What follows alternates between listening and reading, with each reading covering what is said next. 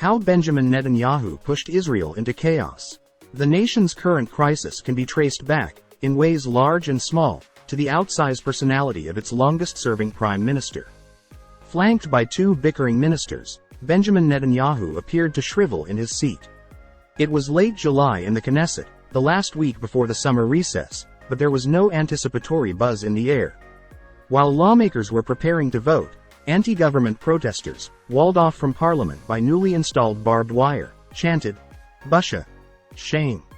Sitting to Netanyahu's left was Yariv Levin, Israel's dour justice minister, a man with less charisma than that of a napkin, in the mordant opinion of Anshel Pfeffer, a Haaretz journalist and Netanyahu biographer.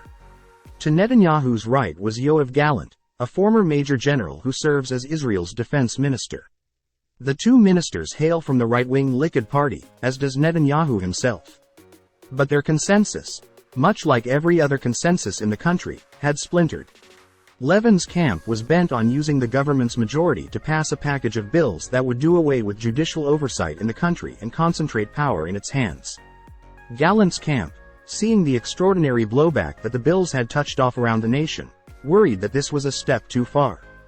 The manner of the proposed legislative package, unilateral, rushed through, and scope, total overhaul of the system, had managed to rattle a public that had already accepted the most extremist coalition in Israeli history.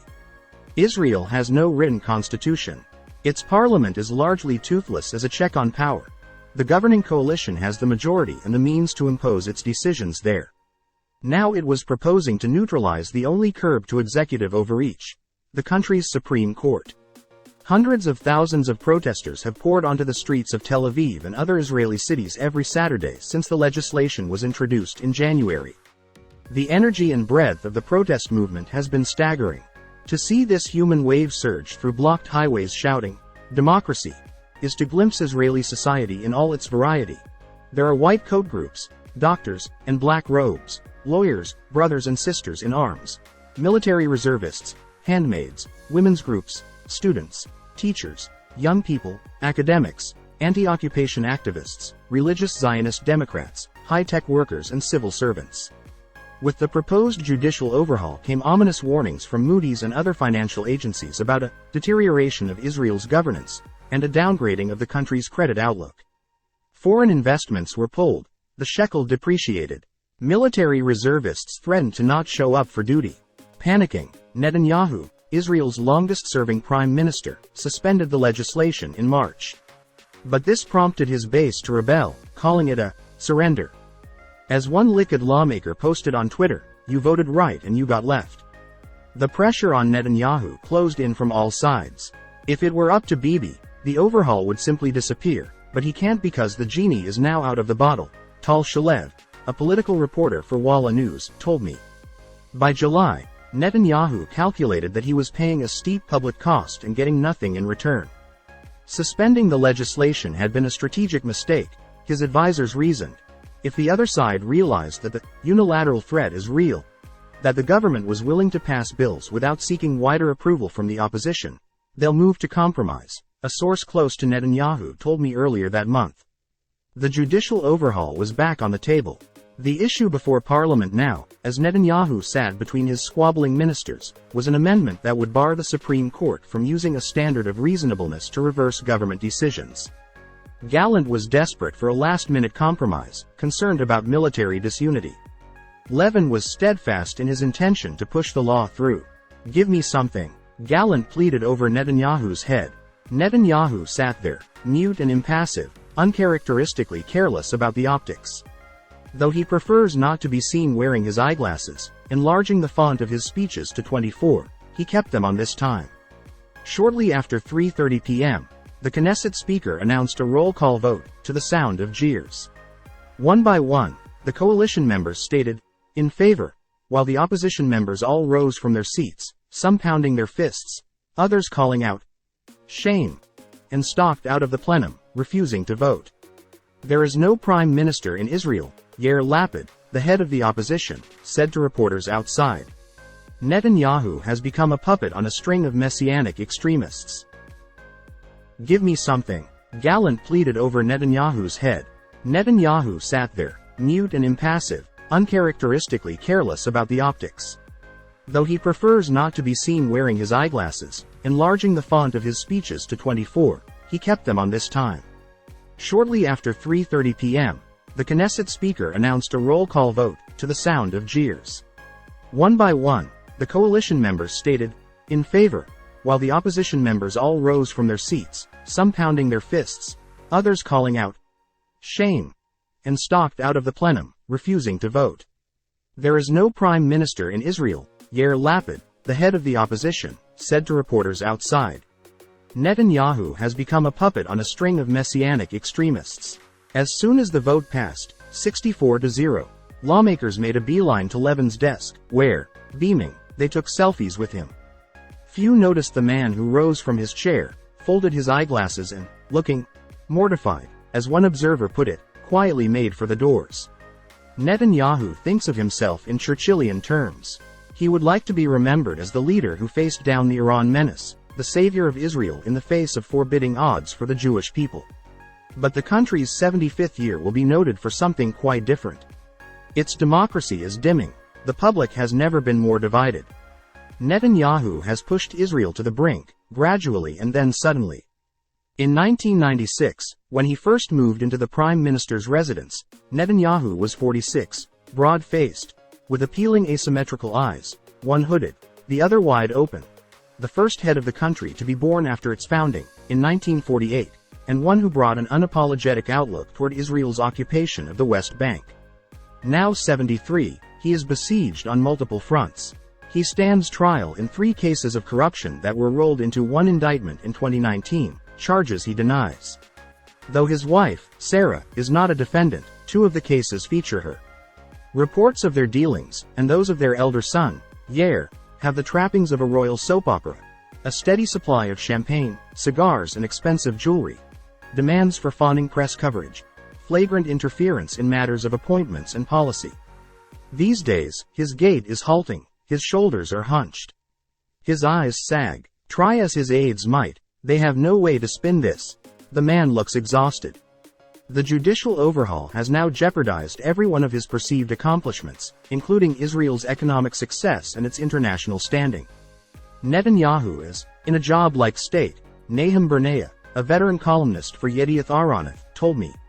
His coalition members embarrass him on a daily basis. His legal woes are mounting. On top of which, Bernea added, he can't travel to the White House, and it's killing him. Netanyahu's meeting with President Biden on September 20th was the first since Netanyahu's re-election last November and came on the sidelines of the United Nations General Assembly. Still, many who know Netanyahu well rebuff the suggestion that he is losing control. That's like saying that Orban or Erdogan has lost control, a former senior aide to Netanyahu told me recently. But while the judicial overhaul is unpopular, only 1 in 4 Israelis wants it to proceed. According to a recent survey by the Israel Democracy Institute, it hasn't diminished the passion of Netanyahu's core supporters.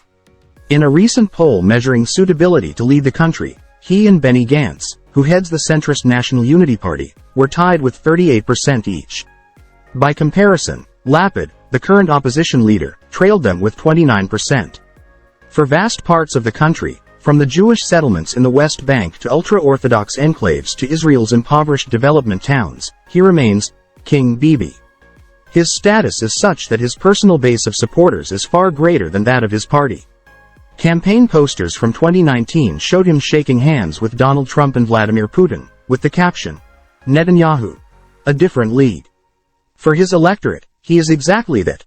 A once-in-a-generation leader, suave and polished, speaking a refined American English, and also a bare-knuckled Sabra who has shown no qualms about taking on Barack Obama, the Palestinian leadership and the UN Security Council. He has turned himself into a symbol for entire sectors of the public that are drastically different from him but that are willing to die for him. Ziv Elkin, a former Likud minister under Netanyahu who is now chairman of National Unity, told me.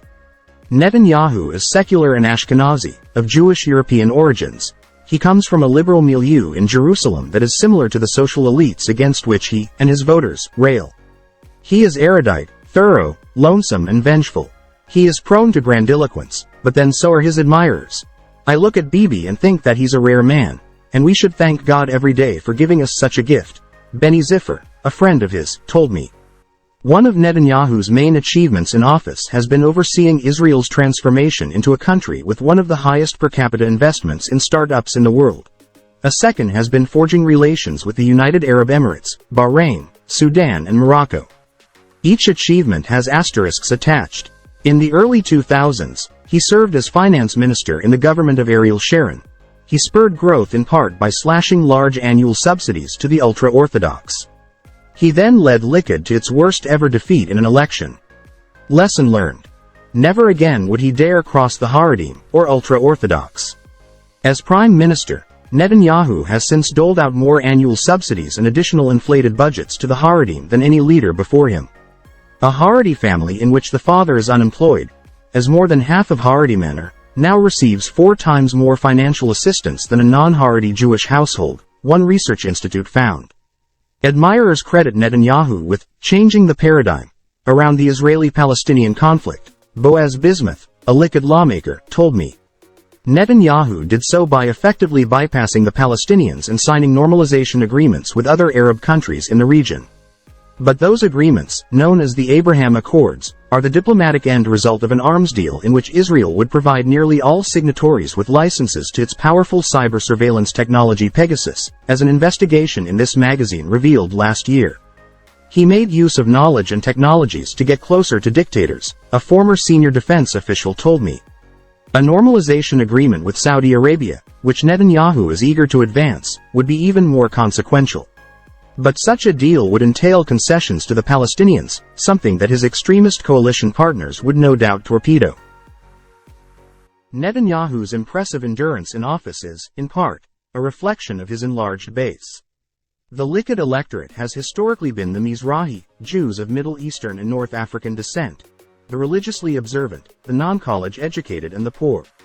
But it has expanded to include Israelis who support his conservative economic agenda and others who cite his reluctance to go to needless wars and his international connections. Mazel Mualem writes in Cracking the Netanyahu Code. Netanyahu has refashioned Likud from a hawkish yet liberal party into a populist party wholly in his thrall. But a broadened Likud base, even when combined with ultra-Orthodox allies, still doesn't amount to a majority in parliament. For that, Netanyahu turned to the far right. Last year, he orchestrated an alliance between 2 competing hard-right factions in order to guarantee that their joint list made it to the Knesset and into his governing coalition. One faction, led by Bezalel Smotrich, an ultranationalist zealot and Israel's current finance minister, represents the interests of the growing settler movement, which numbers more than 600,000 in the West Bank, including East Jerusalem. The second, headed by Itamar Ben-Gvir, a man convicted of support for a terrorist organization, is an offshoot of a virulent racist movement founded by the Brooklyn-born rabbi, Meir Kahane. Under Netanyahu, the Israeli left has not only diminished but is regarded by much of Israeli society as illegitimate, not Jewish enough, not patriotic enough. There has always been this dualistic element in covering Netanyahu, Shalev, the Walla journalist, says. Netanyahu the politician versus Netanyahu the statesman. The responsible Netanyahu versus the corrupt Netanyahu. Netanyahu in English versus Netanyahu in Hebrew. Dr. Netanyahu, Mr. Bibi. There was always this dissonance. But he managed to synchronize it so that you at least knew what his goals were. She went on. At the start of this government, Bibi laid out 4 goals: preventing a nuclear Iran, restoring security, bringing down the cost of living and expanding Israel's diplomatic ties, and every day something happens that is counterproductive to those goals. You no longer understand what he is doing. If the various components of the judicial overhaul pass, Israeli democracy will be in peril. The courts will be powerless. A government-appointed authority will be tasked with overseeing broadcast media. A parallel system will be set up for the ultra-Orthodox, who will be exempt from military conscription and whose children will receive only minimal education in core subjects such as math and science. The experiment of finding a balance between the Jewish and the democratic aspects of the state will be tipped toward the former. Netanyahu, more than anyone, is responsible for this transformation. A leader whose blend of staying power, deep suspicions and legal entanglements have hollowed out the political discourse in his country.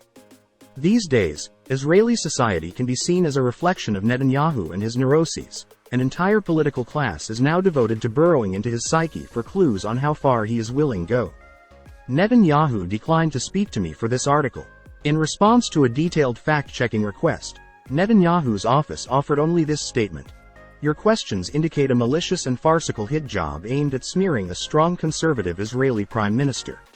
Such a compilation of regurgitated and tired lies, all of which have previously been discredited, is not worthy of our response." But in speaking to more than 50 people around Netanyahu, childhood acquaintances, friends, current and former associates, outside observers, critics and biographers, some of whom asked to remain anonymous to talk about sensitive matters, what emerged was a portrait of a remarkable yet flawed man whose vision for Israel has become clouded by self-interest. A leader who has fallen prey to the idea that, in the words of his wife, without Bibi the country is lost. Sela Netanyahu predicted that her middle son, nicknamed Bibi after a cousin with the same name, would become a painter. The historian Benjamin Netanyahu told an interviewer in 1998 that his son was suited for the role of foreign minister. The compliment was barbed. Netanyahu was already prime minister at the time. In Bibi, My Story, his 2022 memoir, which he wrote longhand in English, Netanyahu underplays his privilege. Military service in the elite Matkal unit, university studies at MIT, a job at the prestigious Boston Consulting Group. I had taken all these decisions with an attitude of, what the hell, let's give it a try and see what happens, he writes. Tragedy soon brought his life into focus. On July 4, 1976, as the United States celebrated its bicentennial, an Air France flight taking off from Tel Aviv was diverted to Entebbe, Uganda, by Palestinian and German terrorists. An Israeli commando force raided the airfield where the hostages were held. More than 100 hostages were successfully liberated, but an Israeli officer was killed in the rescue.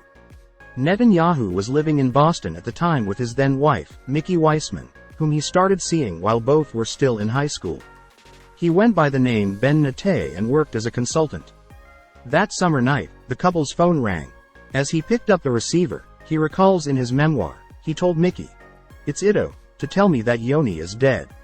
His premonition proved right. Ido, his younger brother, was on the line from Jerusalem. Yoni, their older brother, had been killed in the raid. Bibi and Yoni shared an extraordinary bond. "I think I love him more than anyone else in the world," Yoni wrote in a letter to his girlfriend in 1964. At times, they were each other's sole family. Their parents left Israel with them when they were young, after Benjamin failed to secure an academic position. They resorted to a lengthy American exile, with Benjamin working first at Drop C College in Pennsylvania and later at Cornell. The parents were notoriously absent, spending months abroad and leaving Netanyahu with friends. Bibi spent the whole summer in Israel alone when he was 13, and they didn't bother calling him more than once, someone who knew him as a child recently recalled. Bibi was different from all of us from a very young age in his over-independence, he went on. What you see is a lonely person. He didn't have this thing that the rest of us had, a warm parental presence. Benjamin, who died in 2012 at age 102, was an intransigent, difficult man. But the boys worshipped him, Dan Netanyahu, a cousin, told me. For Bibi, the image of the father remains a guiding light, his friend Ziffer says. As a young man, Benjamin evangelized the views of Zeev Jabotinsky, the leader of the right-wing revisionist movement. Jabotinsky believed in territorial maximalism, which he considered a revision to the too compromising interpretation of Zionism advocated by the country's founding generation. He viewed Jewish history as an ongoing series of catastrophes. Toward the end of the Second World War, he regarded the Palestinian leadership as a continuation of the Nazis, the embodiment of evil. Adi Arman, a scholar of Jewish history and author of essays on the elder Netanyahu, published in Haaretz, told me. Bibi has inherited much of his father's pessimistic worldview.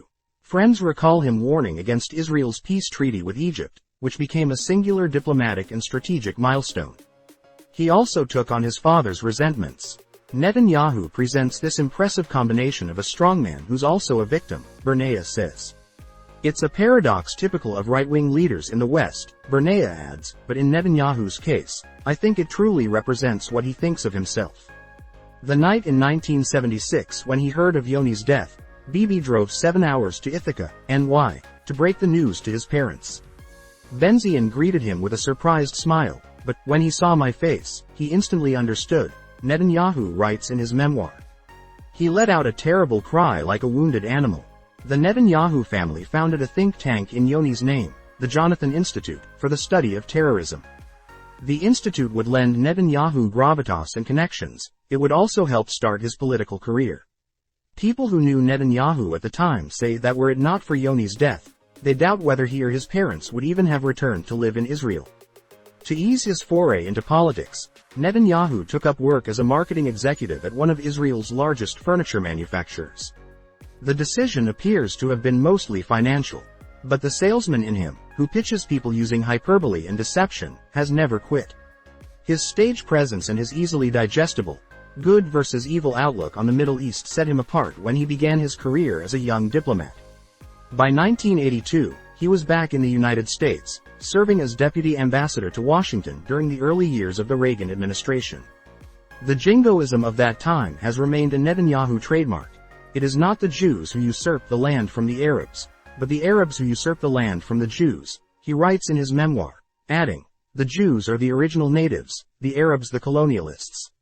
In 1984, Netanyahu was named as Israel's permanent representative to the United Nations, and he later threw himself into defending the right-wing policies of Yitzhak Shamir, the prime minister, with gusto and skill. He became a fixture on Nightline and U.S. News, learning to present his best side to the camera. The one that hid the scar on his lip, a result of a childhood game involving an electric socket. During one memorable appearance, at the height of the Gulf War, air raid sirens sounded while he was on the air from Jerusalem. Rather than cut the interview short, Netanyahu, ever attuned to ratings, suggested that they keep rolling with gas masks on. Larry King told Vanity Fair that women used to stop by the studio to inquire about his dashing guest from Israel. Netanyahu's first marriage ended when Mickey, pregnant with their daughter, discovered that he had been carrying on an affair with Fleur Cates, a British-German student he had met at Harvard Business School. He and Cates, who, the Israeli tabloids were scandalized to note, was not Jewish when they met, married in 1981. After Netanyahu's stint at the United Nations ended, in 1988, the couple moved to Tel Aviv. They lived rent-free in a seafront apartment belonging to the Australian billionaire John Gandel, two independent sources told me. This was an early indication of Netanyahu's cozying up to moneyed friends, a pattern that would come back to haunt him. His thriftiness is, by now, infamous. He is stingy to the point of extreme. Uzi Arad, Netanyahu's former national security advisor, who has since turned into a critic, told me. He cannot pay for his lunches. A former employee of Benzian's recalled a Bibi, with whom she also worked for a while. He was a person who walked around without a wallet.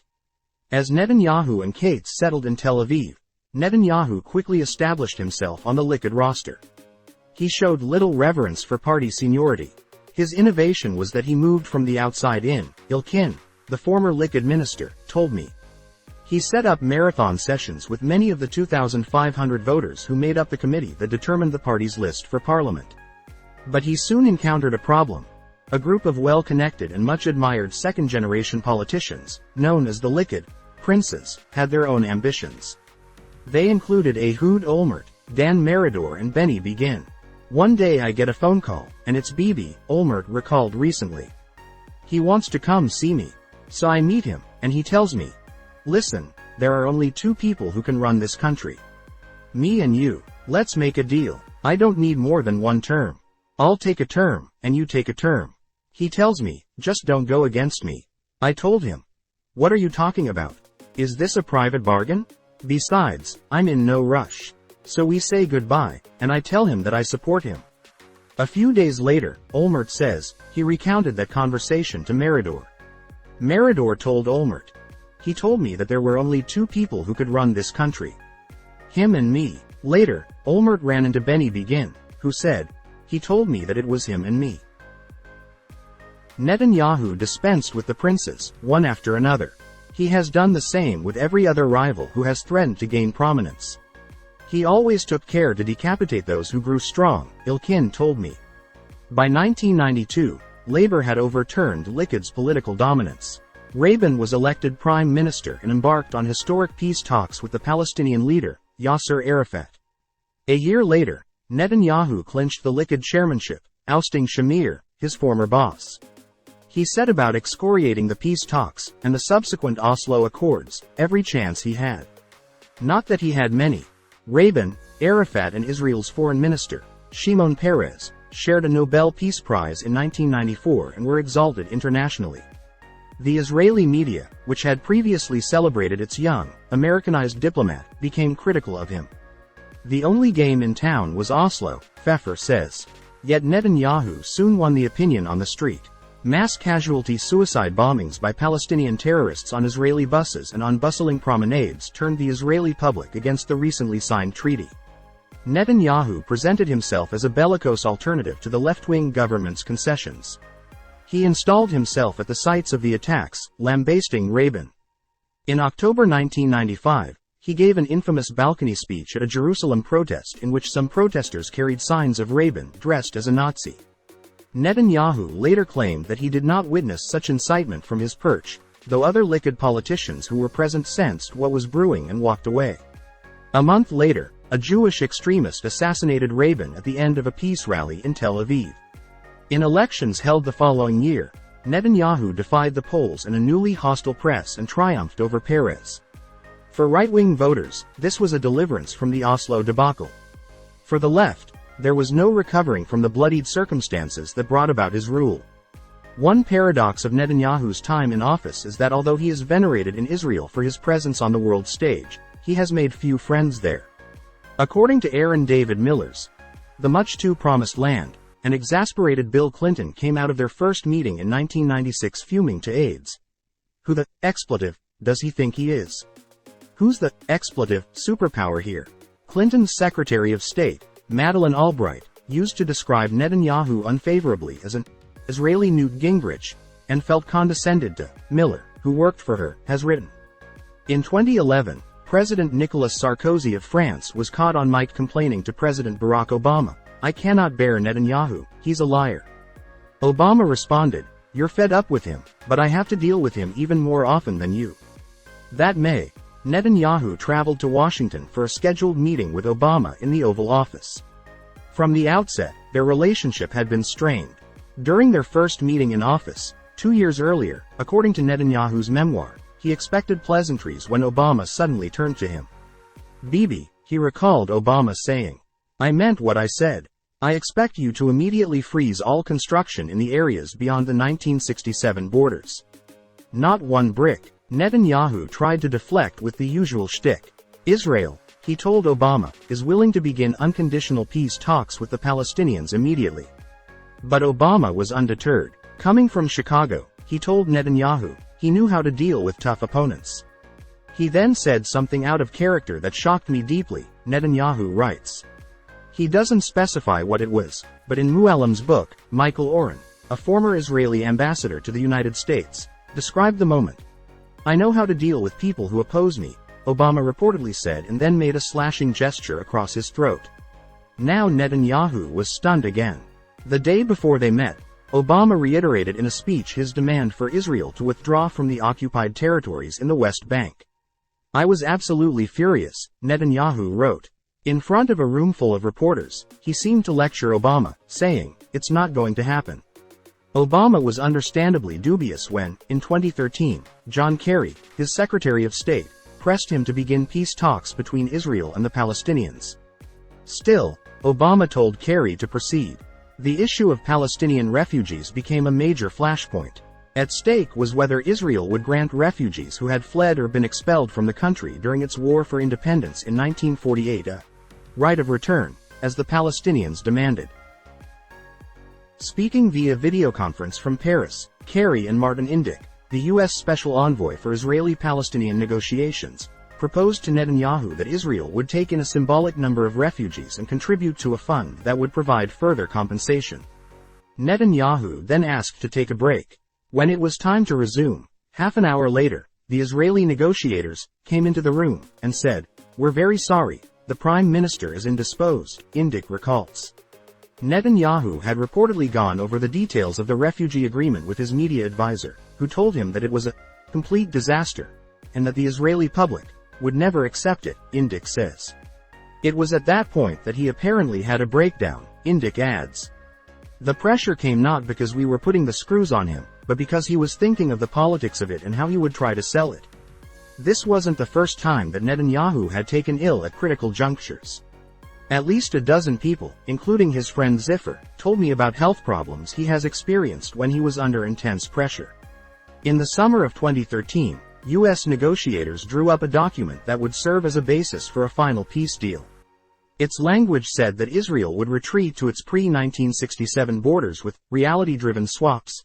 Israel's largest settlement blocks would be left in place in exchange for other territory. This time, though he has never publicly acknowledged it, Netanyahu was willing to accept the terms. Tzipi Livni, a centrist politician who served as Israel's chief negotiator for peace, told me, Netanyahu agreed to the American paper that was based on the 67 borders. This seems almost unimaginable in hindsight. That Netanyahu, who has done more than any other leader to entrench Israel's occupation of the West Bank, agreed to the framework for a historic peace agreement that would have ended it. The deal never materialized, Livni added, in part because Mahmoud Abbas, the president of the Palestinian Authority, never gave his response. Soon after the paper circulated, Abbas announced a reconciliation between his Fatah party and Hamas, which Israel considers a terrorist organization. This buried any prospects for a deal. Indyk confirmed that Netanyahu appeared open to accepting the 1967 outline. But he has since come to believe that Netanyahu never intended to follow through. He saw the 67 language. The question was he serious about it? My view is that both leaders were not serious. They were ready to blame the other. Biden, Indyk says, agrees. He doesn't think Netanyahu's serious when it comes to peacemaking. He admires Netanyahu's political skill but is skeptical about his statesmanship. Talk to Netanyahu's longtime observers, and you come away convinced that he is a heartfelt ideologue, his father's son. Talk to others, and he's a calculated pragmatist. He has been compared in the Israeli press to a weather vane, blowing with the wind. He advocated a nation-state law that relegates Arab Israelis, who make up 21% of the public, to second-class citizenship, but was also responsible for passing an unprecedented $3 billion program to improve living conditions in Arab communities. He used to endorse a two-state solution, publicly, at least, before announcing his intention to annex parts of the West Bank when it became politically expedient. He reassured protesters that he would not pass the judicial overhaul unilaterally, then watched as his liquid base responded with outrage and announced that it would move forward anyway. What the left doesn't get, a source close to Netanyahu says, is that he's very flexible, and he will switch, but for him there are issues and then there are politics. The source adds, Iran is the big issue for him. His thinking is, everything else I have to navigate to thwart that danger. If I'm not here, then I can't deal with this big issue. Saudi Arabia is also very big for him right now. Principles are big issues, and the rest is pragmatism. The most consistent he has been on any issue is on the prospects of a nuclear Iran. But that has proved a colossal failure. At least 3 former Mossad chiefs have called Netanyahu's actions on Iran dangerous. In 2015, he blindsided Obama by speaking out in Congress against the United States signing a very bad deal with Iran, even though a deal was imminent and Democratic support was all but ensured. In fact, according to Indyk, while Netanyahu knew that the United States and Iran had been negotiating, he himself was blindsided by the nuclear agreement. He was screaming at Kerry the day after the framework deal was announced, Indyk says. He was furious. 3 years later, at Netanyahu's urging, President Trump pulled out of that agreement. Iran now has enough enriched uranium to produce several bombs, the Director General of the International Atomic Energy Agency warned earlier this year. Iran's enrichment is 100% the result of the U.S. pulling out of the agreement, Tamir Heyman, a former Israel military intelligence chief and the managing director of the Institute for National Security Studies, told me. Heyman called the pullout from the deal a grave mistake, adding, "We retreated from Plan A without having a Plan B in place." Ilkin, the former Likud minister, believes that Netanyahu's sole governing ideology is his own survival. He began with a worldview that said, "I'm the best leader for Israel at this time," Ilkin says. Slowly it morphed into a worldview that said, "The worst thing that can happen to Israel is if I stop leading it, and therefore my survival justifies anything." From there, you quickly reach a worldview of, "the state is me." He believes in it wholeheartedly.